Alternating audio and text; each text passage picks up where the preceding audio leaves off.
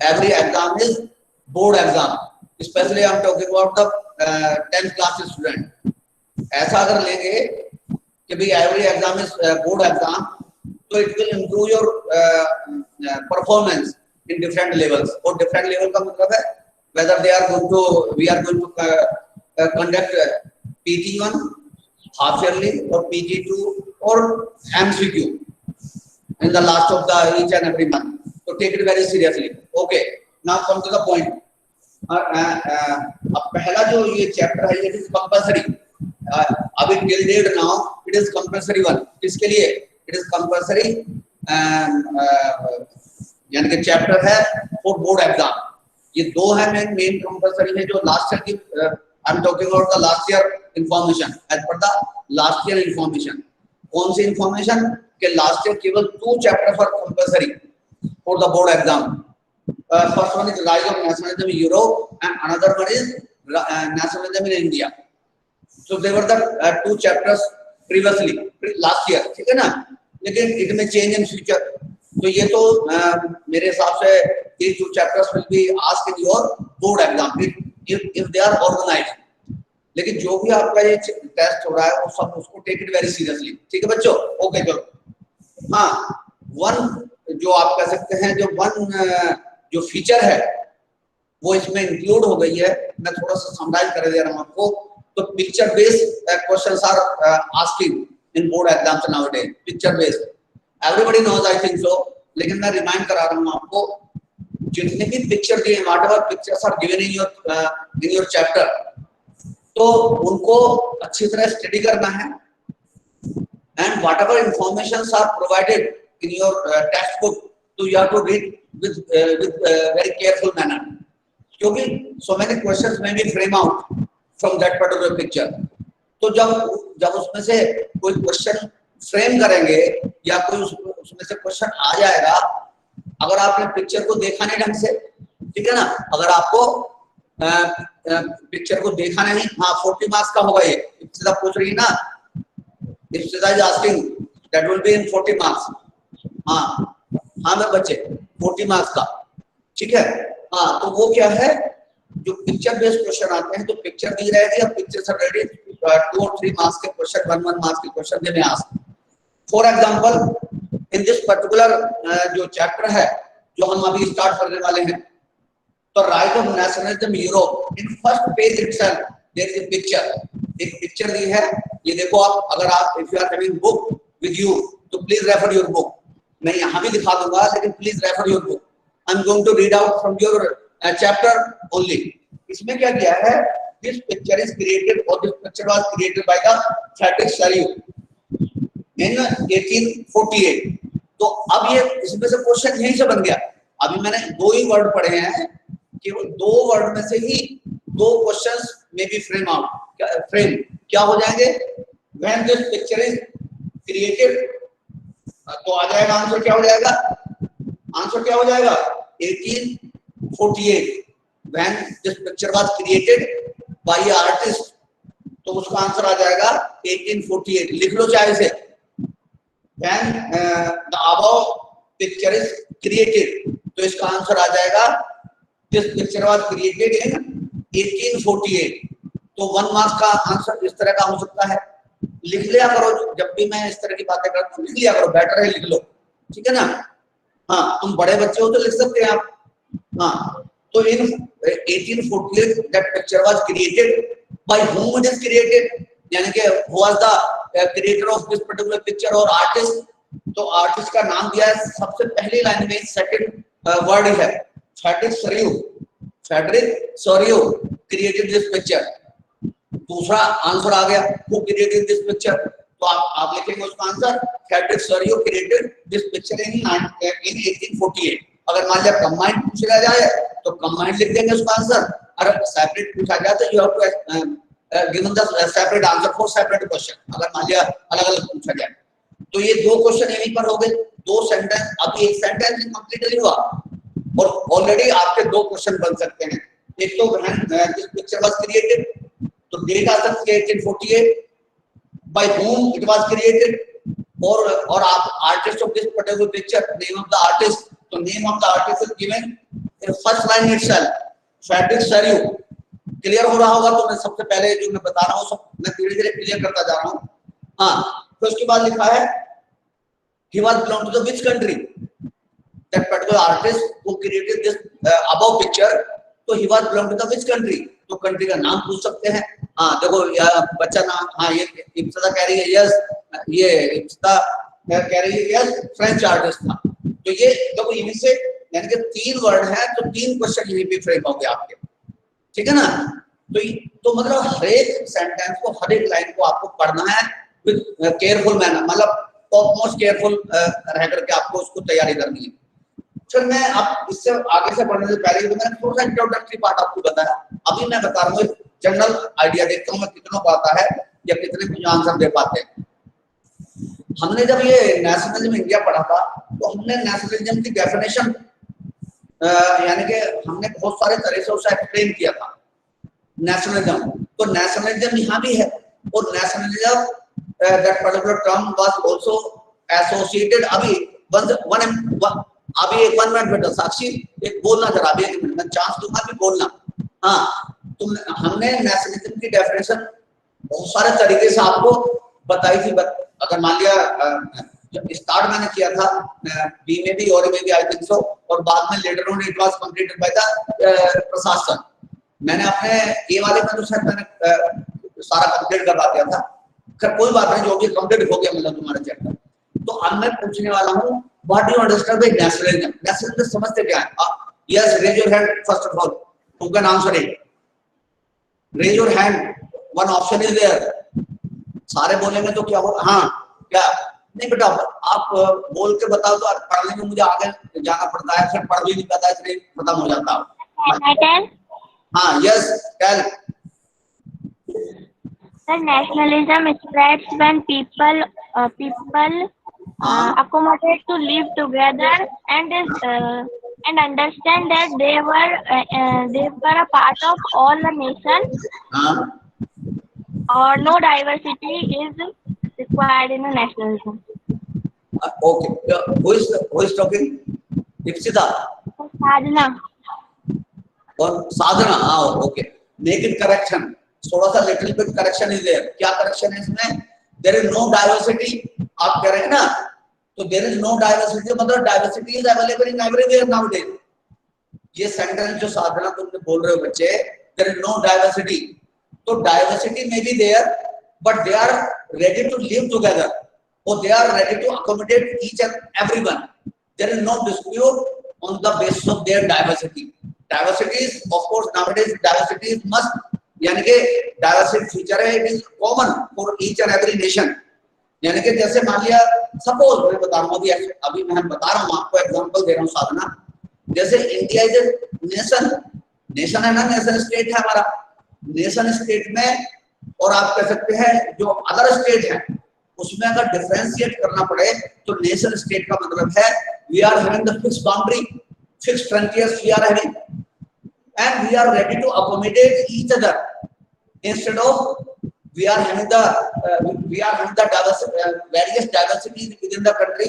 Suppose we are eating different type of food, we are wearing different type of clothes, and we are also practicing different type of religion, but still there is no dispute at all on the basis of our diversity. We are ready to accommodate each and everyone, and we are ready to give the respect for the each and every community without any dispute or without any objection.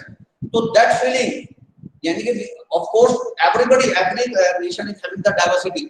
Diversity के बिना तो आजकल कोई है नहीं, चाहे वो श्रीलंका की बात करें, चाहे पाकिस्तान की बात करें, बांग्लादेश की बात करें, इंडिया की बात करें, यूएस की बात करें, बेल्जियम की बात करें, और you can take example of आप कह सकते हैं any country of the world. तो we are diversifying in so many ways, but when we are ready to accommodate ourselves with each other and we are ready to cooperate with each other, we are ready to share our natural resources on an equal basis, we try to distribute our resources on an equal basis, so that feeling may be considered as nationalism। ठीक है ना? one way to explain nationalism, this is the one way, this one is one way of explaining how we are going to explain nationalism। फिर दूसरा क्या हो सकता है? Anybody? एक तो ये हो गया तरीका जो मैंने करेक्शन साधना मैंने बताया है, मेक इट करेक्ट।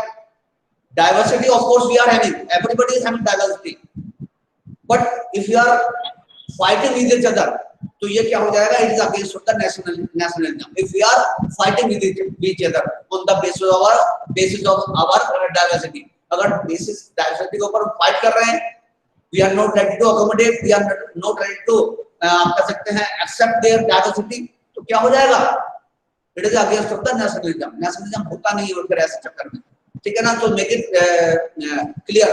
साधना अभी क्लियर है मेरे बच्चे को जो मैंने बताया? Yes sir. हाँ, तो इसको थोड़ा सा क्लियर कट समझना। डाइवर्सिटी तो है हमारे पास, सबके पास डाइवर्सिटी है। किसी भी कंट्री में जाएं तो we are diversifying in many various way. It may be food habit, it may be religious practice, it may be racial, आप रेस में भी थोड़ा थोड़ा अलग हो सकते हैं। जैसे यूएसए में blacks are there, whites are there, India में बहुत सारे Muslims are there, Sikh are there, Hindus are there. तो डाइवर्सिटी में भी available, but we are ready to accommodate each and everyone without any dispute. तो that feeling is known as nationalism. अब दूसरे तरीके से आप कैसे एक्सप्लेन कर सकते हैं इसको? जैसे for example, when some enemy country, when enemy country मतलब जो हमारा दुश्मन है, when some enemies nations try to attack on our frontiers and all countrymen are ready to sacrifice their life, और लाइफ की सैक्रिफाइस जब करते हैं, when they are ready to sacrifice their life, इसका मतलब क्या है, they are ready to given their life का मतलब है तो most sacrifice they are ready to give। तो नो सैक्रिफाइस क्या होगा, इससे ज्यादा बड़ा सैक्रिफाइस कोई नहीं होगा। You are ready to sacrifice your life, यानी कि लाइफ को ही आप सैक्रिफाइस करने के लिए तैयार है to protect our boundary of the आप कह सकते हैं कंट्री। और बाउंड्री, अब बाउंड्री क्या होगा, सेपरेट डिपार्टमेंट इज देयर, यानी कि मिलिट्री जो हमारी जो आपका जो हमारी जो मिलिट्री ट्रूप्स है, तो this work generally perform by the military troops. If there is a requirement to sacrifice our life to protect our boundaries, तो common public or common man and woman, they are also ready to sacrifice their life to protect our boundaries, to protect our resources, to protect our countrymen. So that feeling, when you are feel like way, this way, ऐसा हम feel कर रहे हैं कि अगर मान लिया military तो है, हमारी मिलिट्री जो troops they are maintain by the government to protect our boundary, but if there is a requirement of sacrifice from our side, तो every Indian, every countryman, every European countryman, every French people, if they are ready to sacrifice their life to protect their boundaries, to protect there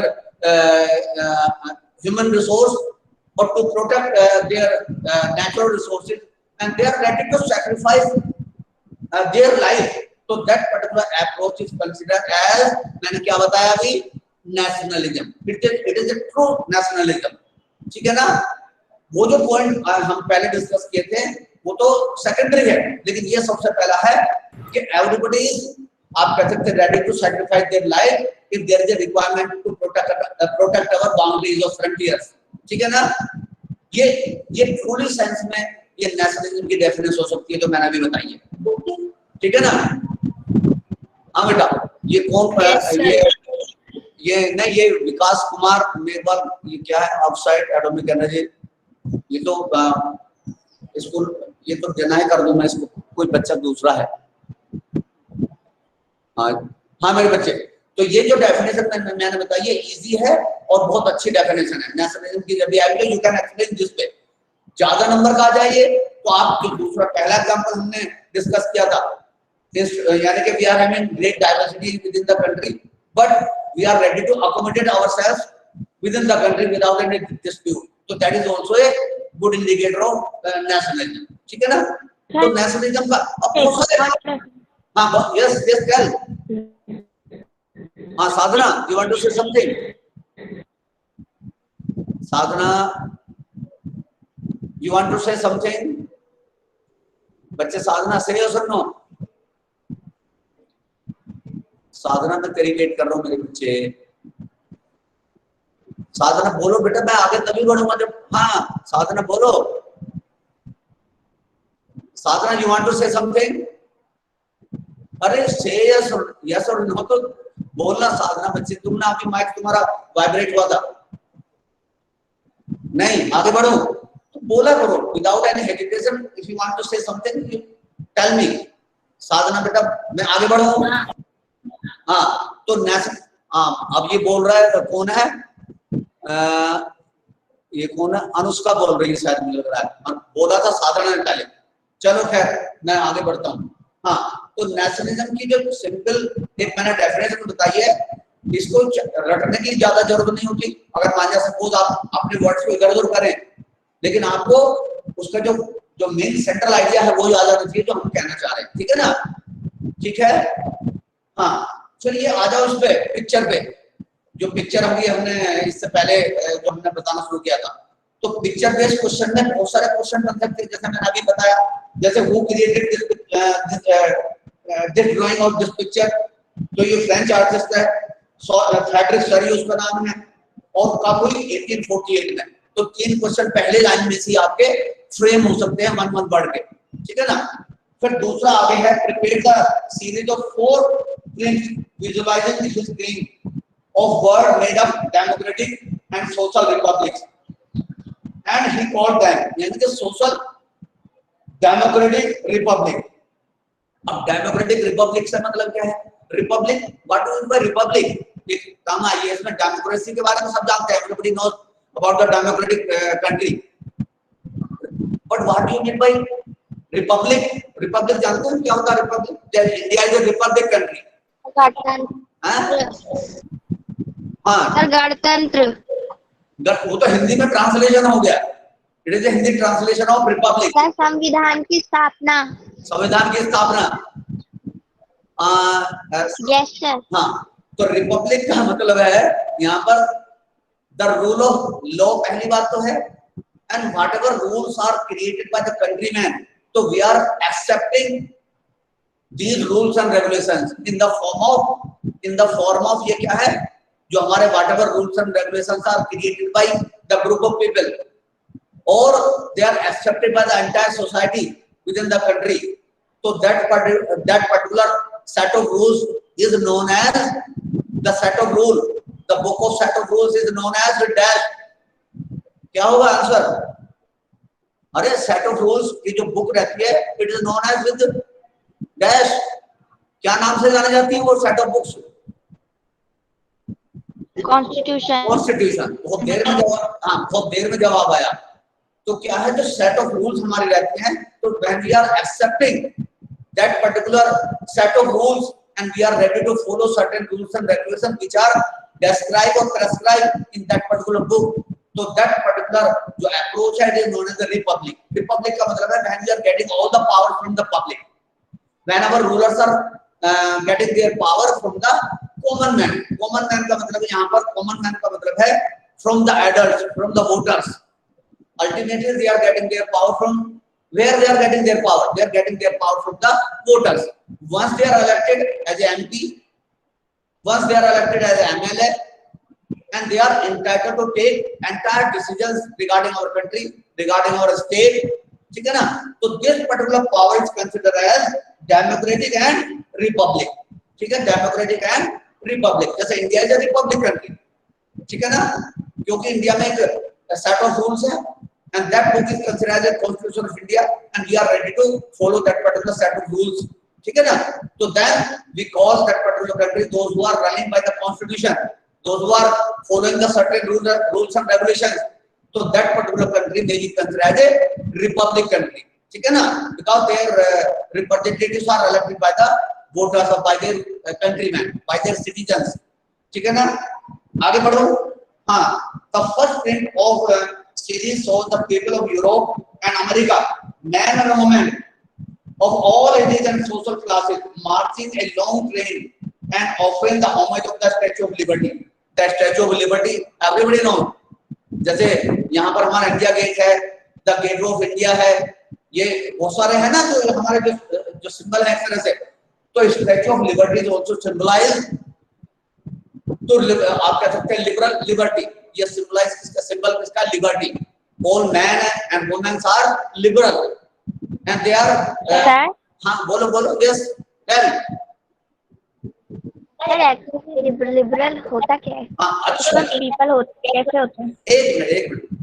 तो ये जो liberal है, जो liberal word, liberal और liberty, liberal एक word है, liberty अलग word है।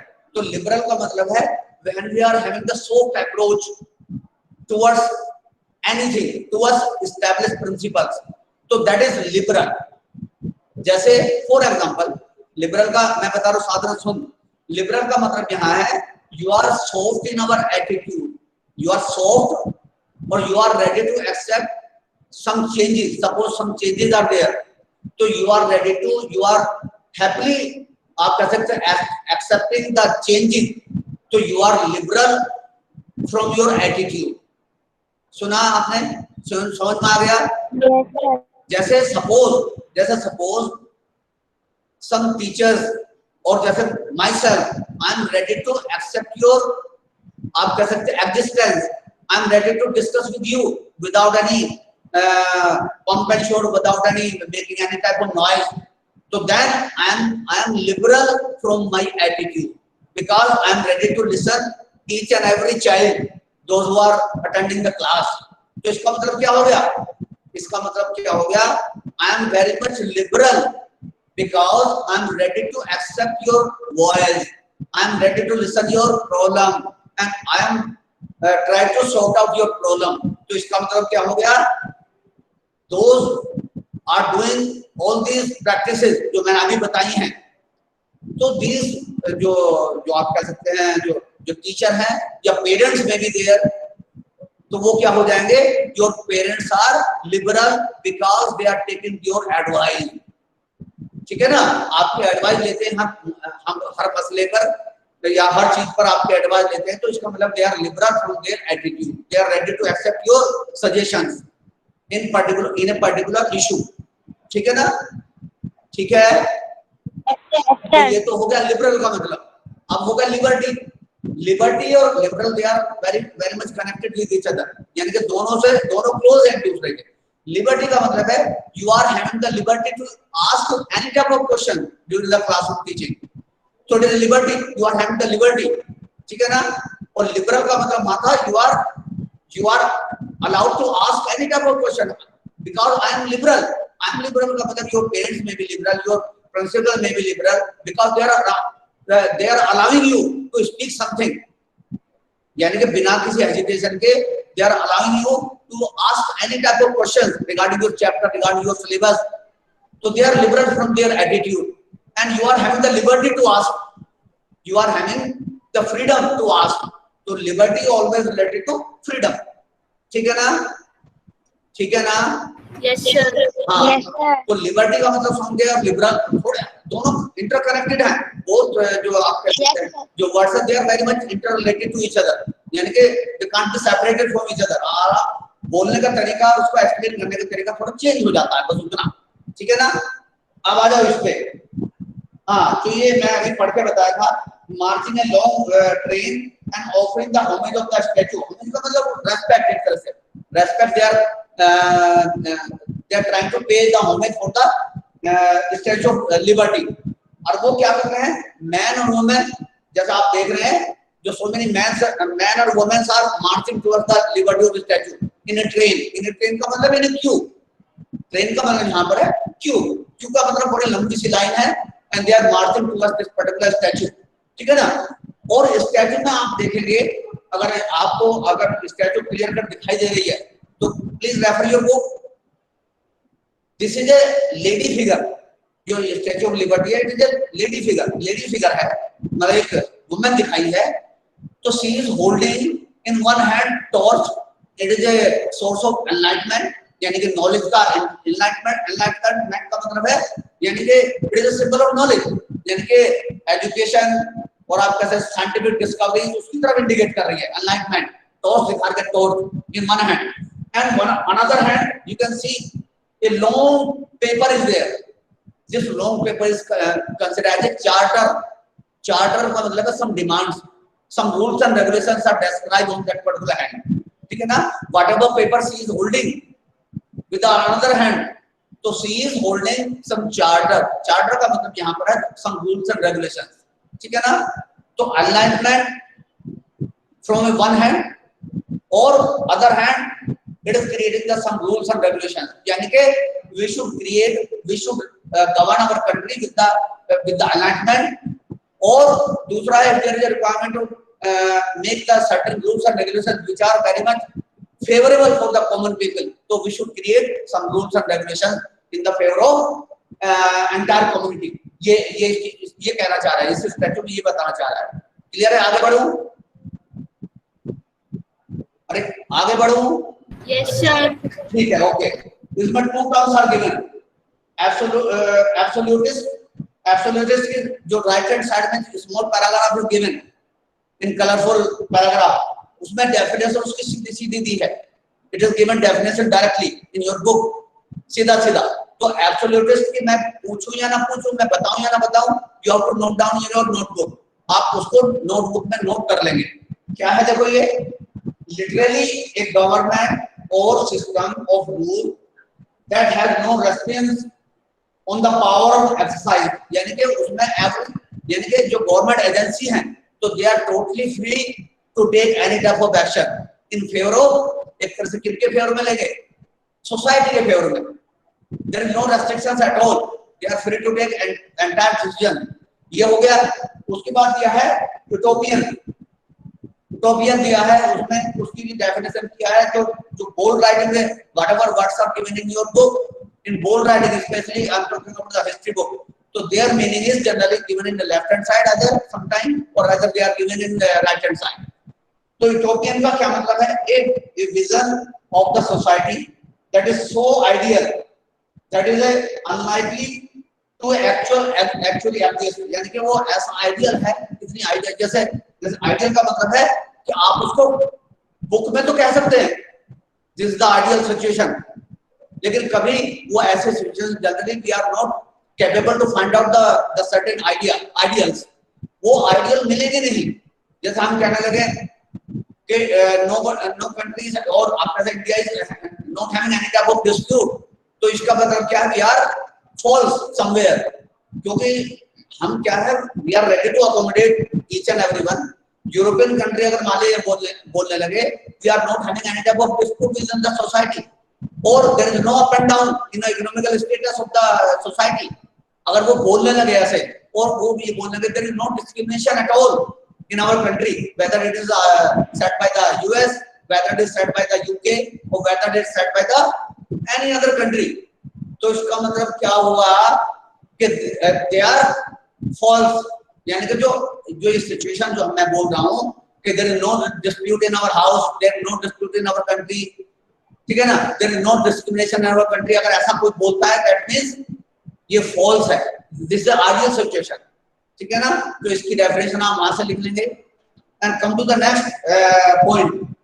फिर उसके बाद क्या है, she is followed by the peoples of Germany bearing the black red and gold flag, यानी कि वो फ्लैग का कलर बताया इसमें, ब्लैक कलर है उसमें, रेड कलर है, गोल्ड फ्लैग है, वो उसको वेयर कर रही है, मतलब एक ड्रेस एक कोड है उसका।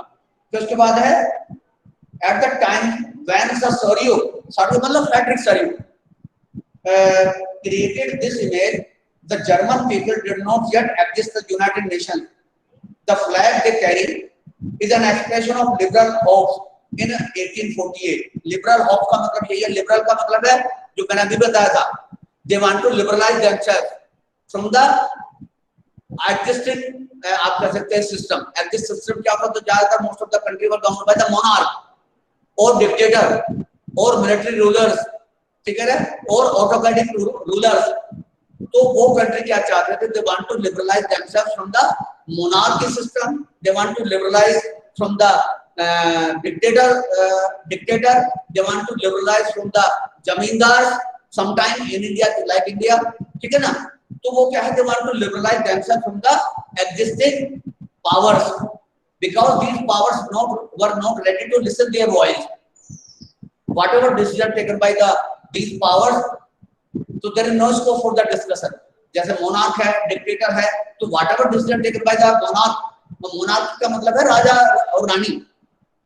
तो most of the time they were not given any chance to discuss on a particular issue, ठीक है ना, यानी कि कॉमन पब्लिक से वो ज्यादा उतना इंटरेक्शन नहीं होता है। तो इस सिस्टम को खत्म करने के लिए ही क्रिएट दिस पर्टिकुलर पिक्चर, ठीक है, यानी कि उनका जो मीनिंग था, उसका जो क्रिएट करने का जो एक पीछे जो एक टारगेट था, एक उसका जो एक आइडिया था, उसके किसके पीछे जो ये पिक्चर क्रिएट करी थी उसने, वो क्या आइडिया था कि we should be liberalise ourself from the existing policy, existing rulers, or these rulers may be monarch, these rulers may be dictator, these rulers may be a military one, ठीक है ना, और autocratic rulers, ठीक है। तो they want to liberalize themselves from all these powers, जो मैंने अभी पावर गिनाई है, ये जो मैंने अभी पावर गिनाई है। फिर आगे बढ़ेंगे, जिसमें इसमें बहुत सारे कंट्री के नाम दिया है। Under the democratic constitution following the German peoples are the people of Austria नहीं, Austria, it is a separate country, then kingdom, United Kingdom, फिर उसके बाद है Poland, England, Ireland, Hungary, Russia. तो these country was previously governed by the, जो मैंने अभी बताया था, monarchy, czars और autocratic rulers। तो these countries are always trying to liberalize themselves from the existing rulers, उनसे जो भी एग्जिस्ट कर रहे थे उन रूलर से वो क्या फ्रीडम फ्री होना चाह रहे थे। तो उसके बाद क्या है, और इस चैप्टर में क्या डिस्कस करने वाले हैं, it is given in one paragraph. This chapter will be deal with many of issues visualised by Sorrieu, figure number 1, यानी कि जो फिगर में बताया गया है उसको हम डिस्कस करेंगे पूरे चैप्टर में। अब इसमें क्या है, during the 19th century nationalism emerged as a force of the brought about the sweeping changes of the political and mental world of the Europe. The end result of these changes was the emergence of nation state. अब nation state word आया है, इसमें italics में लिखा है, written in italics, word italics तिरछे और उसमें लिखा है। तो nation state की थ्योरी क्या है, जैसे बिफोर इंडिपेंडेंस देखा जाए, इंडिया की बात कर रहे हैं, इंडिया से एग्जाम्पल देंगे तो जल्दी क्लियर हो जाएगा। जैसे we are taking example from the Indian point of view. Before independence, so our country was governed by the different small rulers. More than 500 जो आप कह सकते हैं जो territory was governed by the different rulers. तो यानी कि अलग-अलग एरिया, अलग-अलग रूलर, अलग-अलग टीम से रूल होते थे। तो there was no identity of the nation. Nation के रूप में यानी कि हम एक आइडेंटिफिकेशन नहीं रखते थे, because separate जो एरिया थे they were governed by the different rulers and they never united at all. They never considered themselves as a Indian ruler. They were ruled by the, आप कह सकते हैं, the different जो area हैं, they were ruled by the different small rulers. तो India was not considered as a country in that particular time because there was no central authority was controlling entire area, ठीक है ना।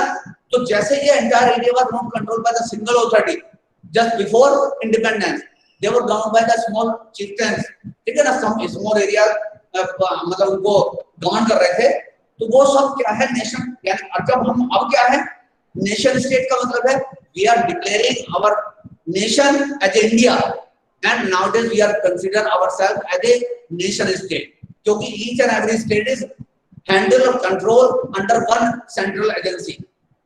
यानी कि हम क्या है, we are unitedly call us as Indians, we are ready to accept the supremacy of central government, whatever set by our constitution, whatever rules and regulations written in our constitution, we are ready to accept them. So nowadays we can consider ourselves as a nation state. Previously we were not nation state. तो वैसे जैसे मैं India का example दे दिया, वैसे so many European countries also not governed by the single authority. They were also scattered manner. They were also governed by the scattered ruler. और छोटे-छोटे small rulers were governed, आप कह सकते हैं, in a small area. Another ruler is governed by the another area. तो they never identify themselves as a nation. ठीक है ना। तो nation state का मतलब आप समझ गए होंगे। उसके बाद क्या है, sovereign control over the clearly defined territory had been developing over the long period of time in Europe, but nation state was one of the which majority of its citizens and not only its rulers came to develop a sense of common identity. Common identity का मतलब जैसे मैंने बताया ना, nowadays we are considering ourselves as Indian. पहले ऐसा approach नहीं होती थी, पहले अलग अलग, पहले बिहारी होता था, पहले महाराष्ट्र अलग कुछ बोलते थे अपने रूलर के कहने में, ठीक है ना। लेकिन nowadays just after adopting our constitution, तो we are start calling us as Indians, ठीक है ना। तो ये नेशन स्टेट की थ्योरी इसमें पूरा है। और आगे आएगा French revolution, it is already studied by you in 9th class, तो कल इसको करवाएंगे, मेरा नेक्स्ट मीटर है इसमें। और मैं अभी कुछ वेट फॉर अ व्हाइल,